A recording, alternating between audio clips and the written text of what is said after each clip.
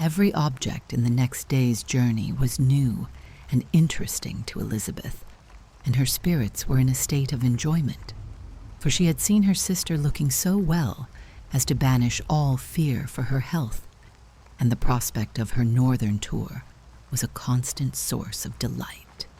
When they left the high road for the lane to Hunsford, every eye was in search of the parsonage, and every turning expected to bring it in view. The paling of Rosings Park was their boundary on one side. Elizabeth smiled at the recollection of all that she had heard of its inhabitants. At length the parsonage was discernible, the garden sloping to the road, the house standing in it, the green pales and the laurel hedge. Everything declared they were arriving. Mr. Collins and Charlotte appeared at the door, and the carriage stopped at the small gate, which led by a short gravel walk to the house, amidst the nods and smiles of the whole party. In a moment, they were all out of the chaise, rejoicing at the sight of each other. Mrs. Collins welcomed her friend with the liveliest pleasure, and Elizabeth was more and more satisfied with coming, when she found herself so affectionately received. She saw instantly that her cousin's manners were not altered by his marriage. His formal civility was just what it had been, and he detained her some minutes at the gate to hear and satisfy his inquiries after all her family. They were then, with no other delay than his pointing out the neatness of the entrance, taken into the house, and as soon as they were in the parlor, he welcomed them second time, with ostentatious formality, to his humble abode, and punctually repeated all his wife's offers of refreshment. Elizabeth was prepared to see him in his glory, and she could not help fancying that in displaying the good proportion of the room, its aspect, and its furniture, he addressed himself particularly to her, as if wishing to make her feel what she had lost in refusing him. But though everything seemed neat and comfortable, she was not able to gratify him by any sigh of repentance, and rather looked with wonder at her friend, that she could have so cheerful an air with such a companion. When Mr. Collins said anything of which his wife might reasonably be ashamed, which certainly was not seldom, she involuntarily turned her eye on Charlotte. Once or twice she could discern a faint blush, but in general Charlotte wisely did not hear. After sitting long enough to admire every article of furniture in the room, from the sideboard to the fender, to give an account of their journey, and of all that had happened in London, Mr. Collins invited them to take a stroll in the garden, which was large and well laid out, and to the cultivation of which he attended himself. To work in his garden was one of his most respectable pleasures, and Elizabeth admired the command of countenance with which Charlotte talked of the healthfulness of the exercise, and owned she encouraged it as much as possible. Here, leading the way through every walk and crosswalk, and scarcely allowing them an interval to utter the praises he asked for, every view was pointed out with a minuteness which left beauty entirely behind. He could number the fields in every direction, and could tell how many trees there were in the most distant clump. But of all the views which his garden, or which the country or the kingdom could boast, none were to be compared with the prospect of Rosings, afforded by an opening in the trees that bordered the park nearly opposite the front of his house. It was a handsome modern building, well situated on rising ground. From his garden, Mr. Collins would have led them round his 2 meadows, but the ladies, not having shoes to encounter the remains of a white frost, turned back, and while Sir William accompanied him, Charlotte took her sister and friend over the house, extremely well pleased, probably, to have the opportunity of showing it without her husband's help.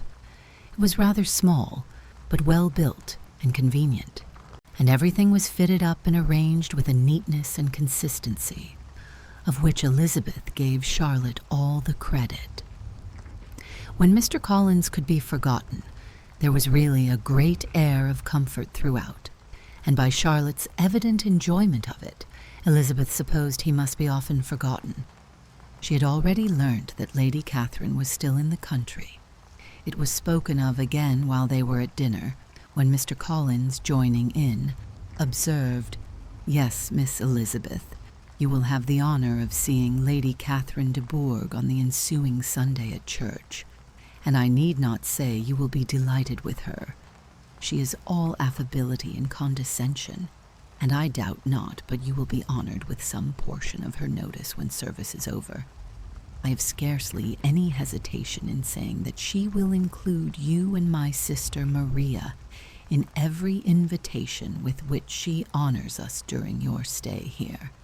Her behaviour to my dear Charlotte is charming. We dine at Rosings twice every week, and are never allowed to walk home. Her ladyship's carriage is regularly ordered for us. I should say one of her ladyship's carriages, for she has several. Lady Catherine is a very respectable, sensible woman indeed," added Charlotte, "and a most attentive neighbour." "Very true, my dear, that is exactly what I say. She is the sort of woman whom one cannot regard with too much deference."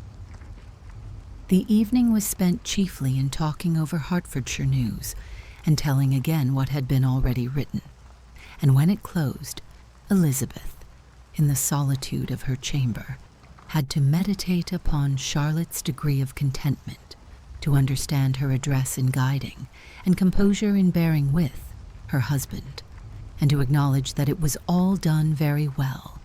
She had also to anticipate how her visit would pass, the quiet tenure of their usual employments, the vexatious interruptions of Mr. Collins, and the gaieties of their intercourse with Rosings. A lively imagination soon settled it all. About the middle of the next day, as she was in her room getting ready for a walk, a sudden noise below seemed to speak the whole house in confusion, and after listening a moment, she heard somebody running upstairs in a violent hurry and calling loudly after her. She opened the door and met Maria in the landing-place, who, breathless with agitation, cried out, "Oh, my dear Eliza, pray make haste and come into the dining-room, for there is such a sight to be seen. I will not tell you what it is. Make haste and come down this moment." Elizabeth asked questions in vain. Maria would tell her nothing more, and down they ran into the dining-room which fronted the lane, in quest of this wonder.